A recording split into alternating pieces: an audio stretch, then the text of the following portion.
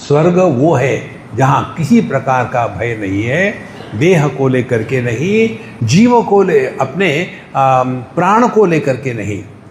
प्राण को लेकर के भय क्या होता है? अशना पिपासा, खाना पीना, वहाँ ठीक खाना मिलता है स्वामी जी? हम जब चाइना जाते हैं ना तो यही प्रश्न, स्वामी जी आप चाइना जाते हैं वहाँ क्या खाते होंगे? हमने कहा हमको एक डिश बहुत अच्छी लगती है, हमको अचार अच्छे लगते हैं।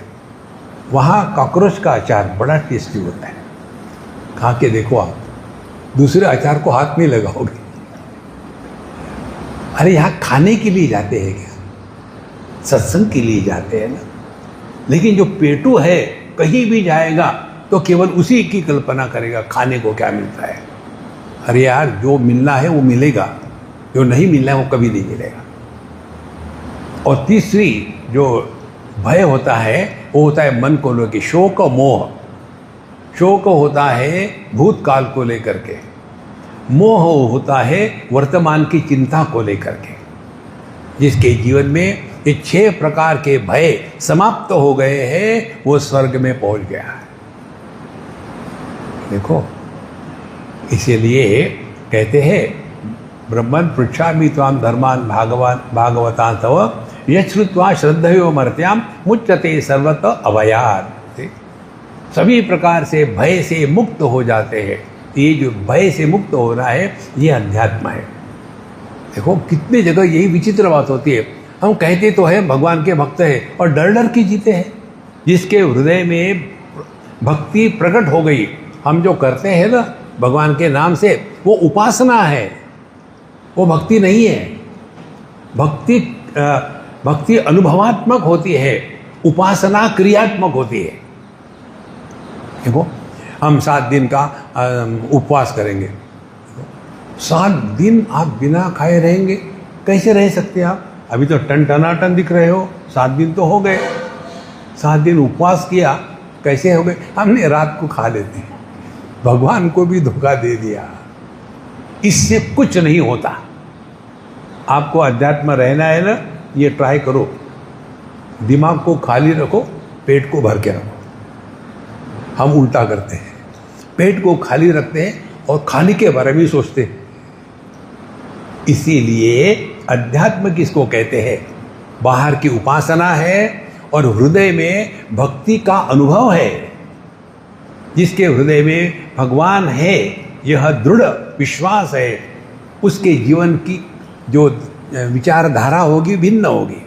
देखो ये कैसा होना चाहिए भगवान का भरोसा। एक बार पानी के जहाज में लोग जा रहे थे और सब अपने खड़े देख रहे बाहर में। एक छोटा सा बच्चा था और वो बच्चा देख रहा था इतना खेलने के लिए जगह है, ये बूढ़ा लोग खेलते क्यों नहीं? खड़े होकर के देख रहे हैं, इधर में उधर में घड़ी को देखते हैं। और वो दौड़ रहा था इधर से उधर से, मज़ा आ रहा था उसको।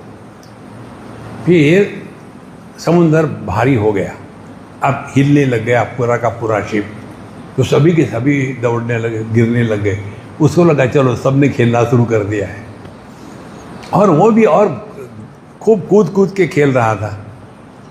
तो लोगों ने पूछा तुमको डर नहीं लगता? मतलब किसका डर?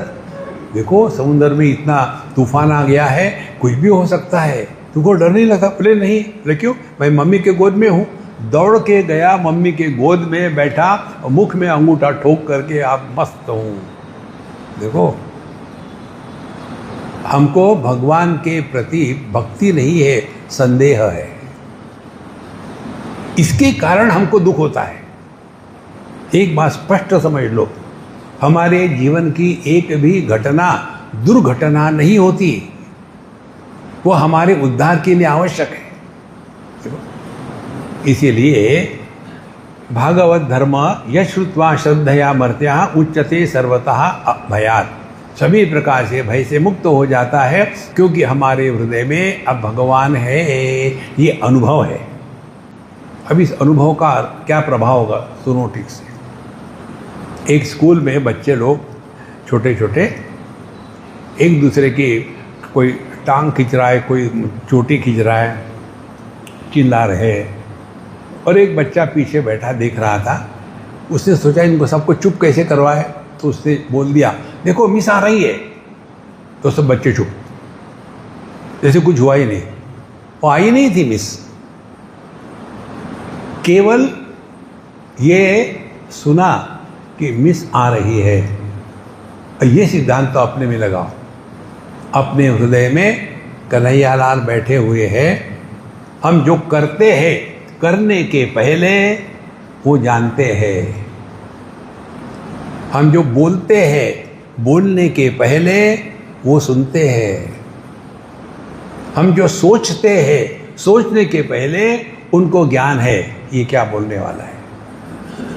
यदि इस भावना को दृढ़ करे तो आपके हृदय में भक्ति प्रकट हो गई, फिर रिग्रेट्स नहीं होंगे और अच्छाई का भी अभिमान नहीं होगा। तो भगवान की भक्ति का तात्पर्य क्या हो गया और भगवान के भक्त का अर्थ क्या हो गया?